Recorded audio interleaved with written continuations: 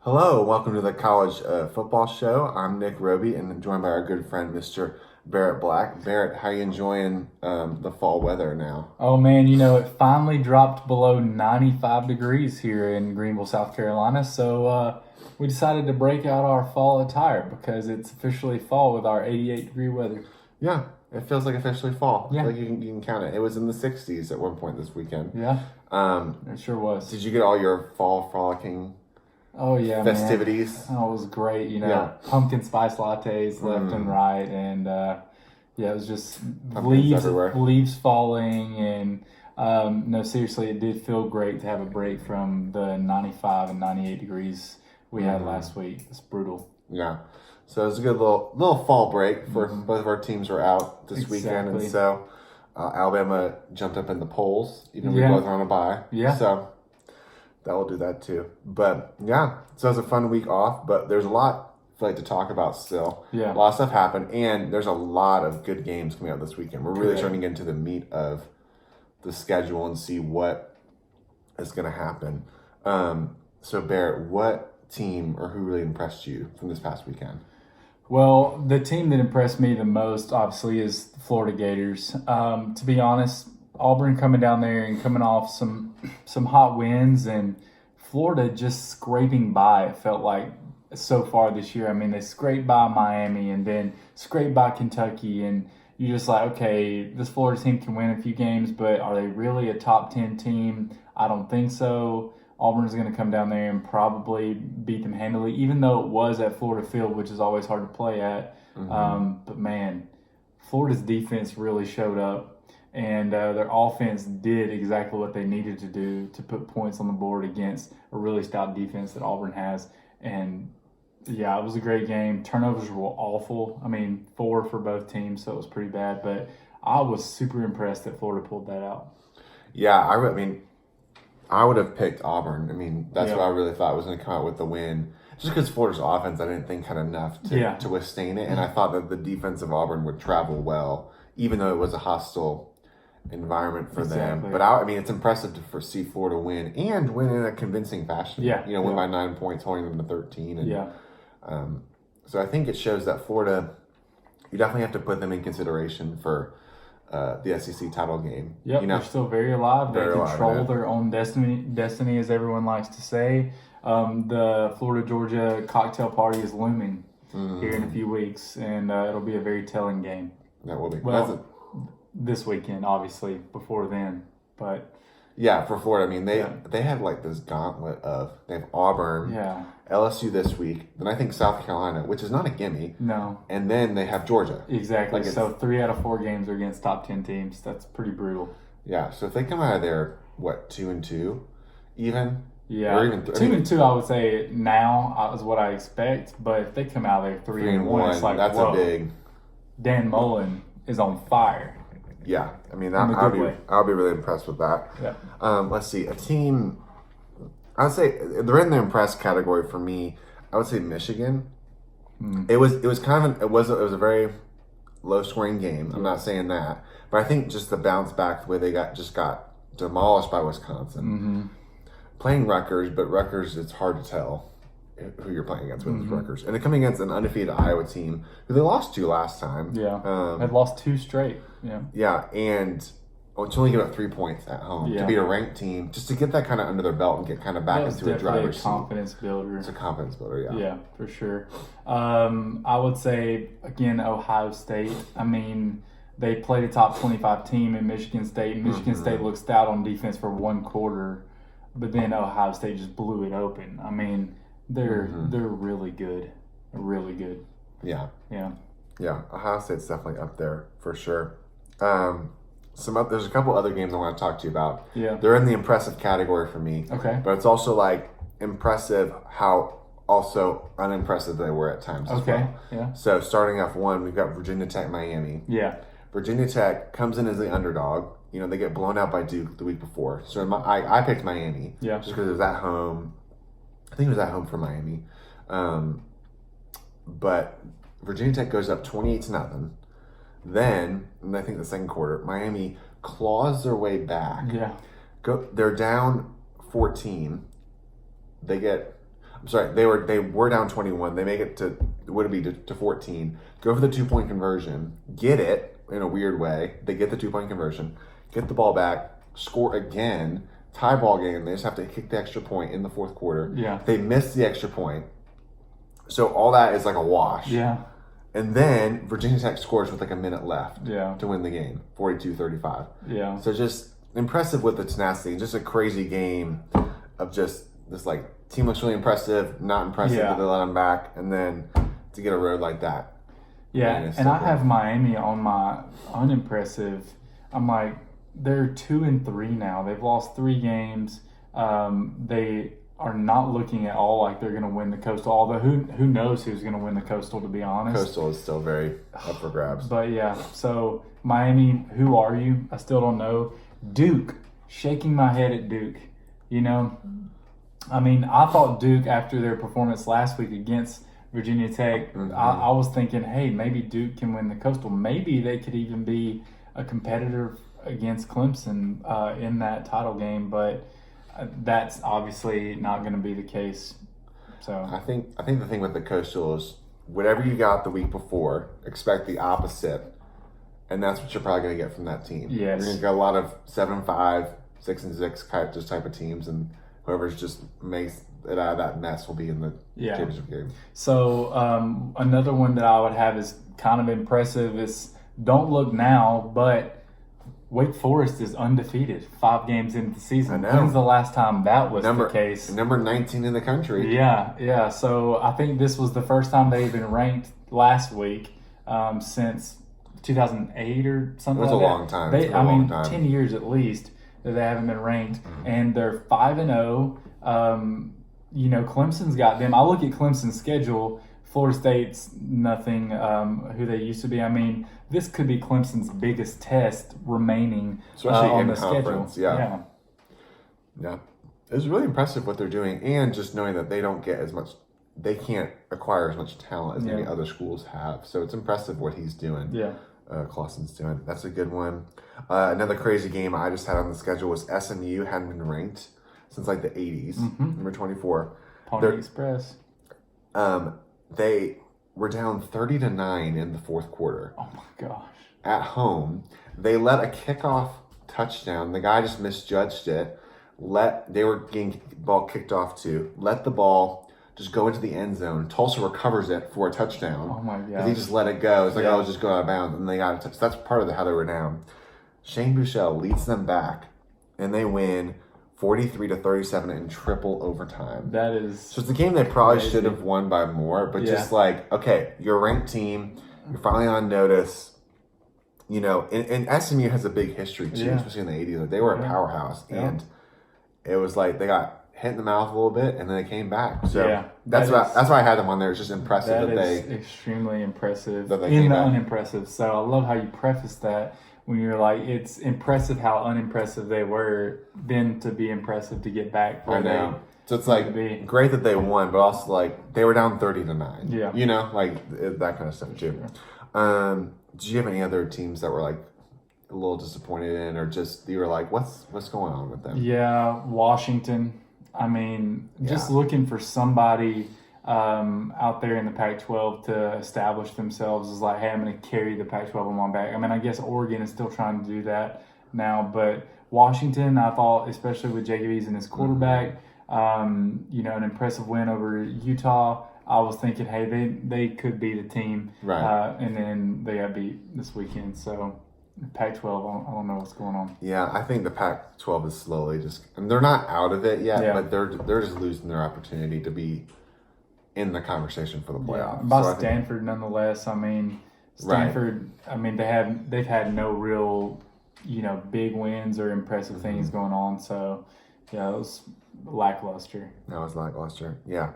I guess just a couple quick ones. I had UCF losing to Cincinnati. Cincinnati's a good team. Like, don't get me wrong, but just the UCF just being the team that like went undefeated past couple years. And Yeah, no. it's just starting to see.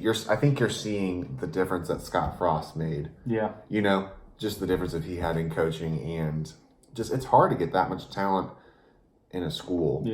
For a long period of time. no, So you're right. let me use Cincinnati. let's see. We can go on to just another, and then just a shout out for Duffy, the quarterback at Texas Tech. They beat Oklahoma State, who is ranked. So it's one of those teams in those 20s who they get ranked after beating a team ranked, and then they lose as a ranked team. But he had 424 yards and 4 touchdowns, which is impressive. Yeah. I had P. Ryan, who had 14 carries for 134 yards and a touchdown. And one of them was like an 83-yard run there in the fourth quarter. To kind of seal the deal there. I had a standout was Kyle Trask. I mean, he goes out with an MCL sprain in the second quarter. Florida's down to their third string quarterback. You're wondering, I mean, man, do they have enough on offense to put any points on? And he comes back in and plays like a stud, including running the ball as they're running clock out in the fourth quarter. It was just pretty impressive. It took a lot of heart to win like that. No, that was good. And also, a guy I had was Perry, the second string for Miami. Their starting freshman goes 4 of 7 for like 40 yards, throws 3 picks. Oh, gosh. He comes in. He already has been beaten out. So it's like one of those guys who you wouldn't be shocked if he's just kind of hanging his head, not really in it. But he throws for 422 yards and 4 touchdowns. You know, and they still lose the game. But to be as down as much as they were helps lead the team back. You know, it was just impressive to see how he really was just like, hey, we're gonna play and just see what happens at the end of the game. So in general, I think that for me, the games this past weekend weren't super impressive outside of the Michigan-Iowa game. Defensive struggle, although it was. It was a close ranked-on-ranked game, and how you would expect a ranked-on-ranked game to be. And then the Auburn and Florida game, close, back and forth, good game, tons of turnovers, very sloppy in that sense. But a ranked-on-ranked team, game, and it wasn't a blowout either way. The other ranked-on-ranked game, Ohio State versus Michigan State, was an absolute blowout. Wasn't close outside of the first quarter at most. So really 2 good games this past weekend. But this next weekend, we're looking at a slew of good games. This is like, honestly, this is like one of those weekends when you think about like college football. Like it's a lot's going down this weekend. Yeah, it's like October. We're getting settled into October, second week of October in the season. We're almost halfway through. After this weekend, we'll be halfway there. Some teams getting into more meaty games on their schedule. I like it. Really, you want to make some picks? Yeah, man. Upcoming games? All right. Let's see. We can just start off this, maybe an easier one. Clemson, FSU. Clemson's a 27-point favorite. How do you foresee this game kind of playing out? Well, I mean, FSU is maybe looking up a little bit from how they started the season. But, I mean, you're going to play at Clemson. I honestly expect them to get dominated. 27 is a lot of points. It's a lot of points, especially after it's hard 2 weeks ago. Playing against Florida State, even though they're not their, typical Florida State of old, to give them 27, to give Clemson minus 27. That's a lot. So I'd say I expect Clemson to win by 3 touchdowns. 27 is a little much for me. That feels about right, because you got to remember, too, Florida State got creamed last year by Clemson on their home stadium. So those guys are remembering that. But Clemson's also been hearing for a week and a half how they're just, should they even be a ranked team? That's kind of how it's even. I don't know if it's been that far. That's kind of how it's felt like Paul Feinbaum. But oh goodness, it's been very close, and I think it's just Clemson's due for a signature, just big win where they just show that they're dominant and the talent outweighs in the field. I think it can be this game, but I think you're right. I think it's more of in the 20-point, 3 touchdown range. Another big, just a rivalry game and just a big SEC East game. I've got Georgia playing host to South Carolina. Georgia's a 25-point favorite, which again is a lot, but you got a feisty South Carolina team who did hang with Alabama, I would say, in the first half with the freshman quarterback. So for sure. How are you feeling about this one? I expect Georgia to win it, no problem. But again, 25 points, man. That's an SEC rival. 25 points. And it depends on who shows up at quarterback in Helinski. Is he going to be the Helinski that played against Alabama that was dink and dump and he was hitting those middle short passes? Or is it going to be that big game he had the very next game where he was like 18 for 40? and had a terrible game. So who's going to show up? Georgia's consistent. They're going to have no problems scoring, but they haven't been one to necessarily beat SEC teams by 50, Mm-hmm. So I don't know. I expect them to win easily, but maybe not by 25. Yeah, as Lee Corso says, closer than the experts think. Yeah, exactly. Exactly. I see this being like a 7-point, 10-point game at halftime. Yeah. Where it's close and Georgia pulls away Yeah. second half, but maybe, again, maybe not as big of a spread as Yeah, that. I'll be interested to see how they do it because, Bama threw on South Carolina the whole time. They didn't necessarily establish a ton on the ground, even though my argument would have been they could have.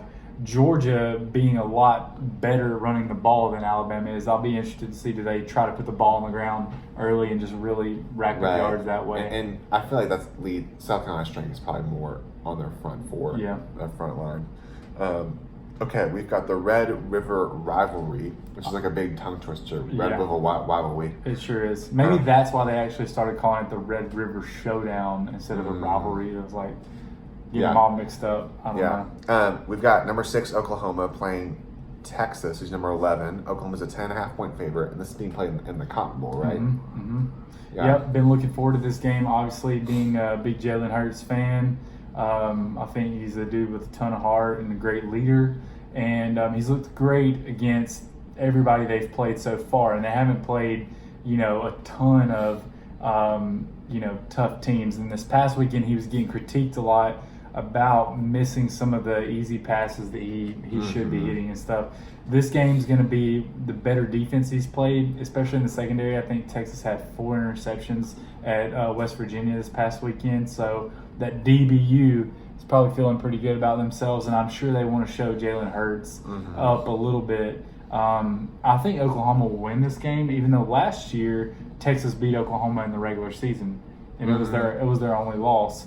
So yeah, I'll be interested to see how it goes. Yeah, I like Oklahoma too. I think Texas is kind of hurt too, which doesn't help.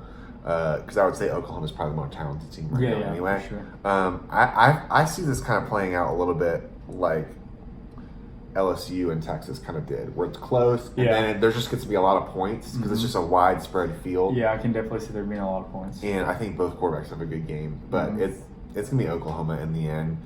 You can even say like they may only win by like 8 or something. Yeah. I don't know if it would 10.5. 10.5 kind of seems about right. Yeah. What it would end up being. I feel good about 10.5. Yeah.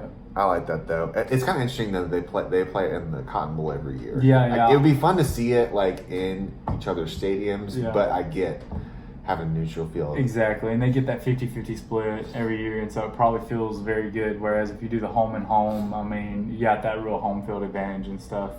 What if they did like a 3-year rotation? Yeah, like a they did home 50-50 home, 50-50 home. Yeah. Like that. That might I think it'd be pretty sweet. Just throwing it out there. Yeah, I like it. All right, we've got your Tide are going to A&M. Yep. Who A&M is still a ranked team. Yep. They're still a ranked team. I feel bad for A&M's schedule. I think they're probably good enough to be a top 25 team. But they just keep having to play tough teams. They've had Clemson, Auburn, now they'll have Alabama, and they still have Georgia on the schedule. It's a rough go for them. I expect Alabama to win 17. I mean, you never know. We've beat Texas A&M pretty handily the past several times we've played them. And it's always tough to play at Kyle Field, though. So, yeah, we'll see how it goes. I expect us to win, maybe even cover in that game. Yeah, I would say I feel like Bama's going to cover in this one. I think you guys just play A&M really well. And there's just too much firepower on offense for you guys, I don't think, not to cover. But it's gonna be a tough battle. That place will be ready to go. It will. They always are. The hard thing for them is like if A&M loses this game and it doesn't look good. I feel like the air is just gonna kind of go out from their season. Just it's hard to keep getting up for these big games and then just feeling like you're not playing the way you see it. Another one just to keep us going. We're gonna go to the Big Ten. We've got Michigan State, who just lost to a great Ohio State team and just fell out of the polls, but they were like number 25. To 8 Wisconsin. You're going to have another great team that they're going to play. So Michigan State prides themselves on their defense. Wisconsin prides himself on the running game, obviously, and yeah, it's probably going to be a little bit of the same. Last week they got trounced by J.K. Dobbins, and I believe Jonathan Taylor's probably going to just carry the trend on, especially with it being at Wisconsin. I expect him to win 10 easily. Yeah. So probably more than that. Yeah. I think it's the Jonathan Taylor show in this game for sure, and I think he really cements himself as a Heisman candidate. Yeah. And to keep going, we've got Penn State at Iowa. Iowa Lucky Ducks get to go to another top 10 team. They're playing Penn State. Penn State's a 4.5 point favorite. Yeah. It's a little closer. How are you feeling this one? Man, a little bit surprised that Penn State's only a 4.5 point favorite after how they've, pretty handily been beating teams recently. But I mean, Iowa, who knows? I mean, they couldn't really drum up any offense this past week with Nate Stanley, but their defense was stout enough. Michigan only scored 10 on them. So, maybe the experts know what they're talking about with the 4.5. I expect Penn State to win, though. You expect Penn State? Yeah. I'm feeling a little frisky. I'm gonna take Iowa in this one, just as a home underdog. Yeah. And they play stout defense. Yeah. I think if Penn State they can turn the ball over. Yep. And if Iowa can just continue to methodically move down the field, maybe get some field goals as well too. Yeah. I mean, I foresee this as being like 17-14 type of game. Yeah. Like it's very low scoring, and I think they'll be in the game. But hopefully a little more entertaining than the Michigan-Iowa game. Yeah, I heard Stanley for Iowa might be a little hurt, which would change my pick. Yeah. But I'm gonna go Iowa. Just feel throw something different. Now, probably one of the biggest ones of the weekend. We're gonna go. Yeah. We've got number 7 Florida, having just played Auburn at home. They get to go to Baton Rouge and play number 5 LSU. LSU's a 13.5 point favorite. Yeah. This game is the biggest game of the weekend for me, and it's definitely going to be the one I look forward to watching the most. Man, I don't know what to think. I mean, you've got a high-powered offense in LSU that hasn't really played much of a defense yet. I mean, Texas has a decent defense, but they're used to playing Big 12 ball where people score a lot of points, and that's kind of how that game was. LSU scored a lot of points. Texas scored a lot of points. Then you've got Florida, who hasn't necessarily been offensive gurus this year, but their defense really stepped up this past week and did to Auburn what nobody's done yet. And so I think LSU wins it, especially because it's in Baton Rouge. But I expect it to be a really good game, close game. I don't expect Joe Burrow has his what's become typical 350-yard, 5-touchdown game. I expect maybe he has 2 touchdowns, Yeah. But we'll see. I think it's going to be closer than the experts think. Yeah, I think so. This feels like the game where for Joe Burrow, he doesn't have as good of a game numbers-wise, but he leads the team down on a key drive, fourth quarter, methodically just chipping away, because Florida's going to try to keep the ball in front of them. Mm-hmm. They're not going to let these big plays happen. Yeah. So he's going to have to just take these 10-yard, 15-yard passing routes. Yeah. So this is interesting though. This is where this SEC starts cannibalizing itself a little bit. We've had 2 top 10 teams play last week, 2 top 10 teams play this week. They're just going to start eating away at each other. They're all just going to keep beating up on each other, getting a win. This has big implications for the remainder of the season though. You got Florida, who's going to be Georgia's biggest rival in the East, and you got LSU, who's going to be Alabama's biggest rival in the West, as far as where they stand at the end of the year and those games that are coming up and what the implication of those games have for the playoffs. So this kind of has, for either the East or the West, a little bit of a domino effect. Yeah, it really does.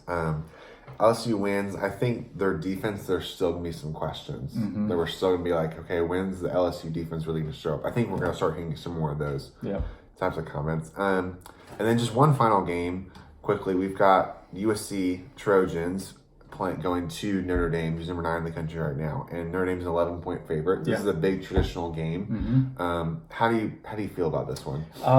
My feeling is that Notre Dame is going to win it, but I want to pick USC because it's their turn, man. They need to win one. It's been a few years. It's been a few years. They need to win one, and it needs to mean something. And I just don't want to see. I mean, I know Notre Dame's already lost one this year. I really don't want to see Notre Dame in the playoff again. So yeah, I want Notre Dame to lose. The heart wants USC to win. I see Notre Dame winning this game. I think it's ugly. I don't think it's gonna be a pretty game. And Notre Dame, I would say, is probably already on like more of the end of the playoff. Yeah. Just because they have to go undefeated pretty much to win. But yeah, ugly game. But I think Notre Dame wins, but they don't cover. Yeah. Is what I've got. Yep, I can see that. 11 points is a lot. Yeah.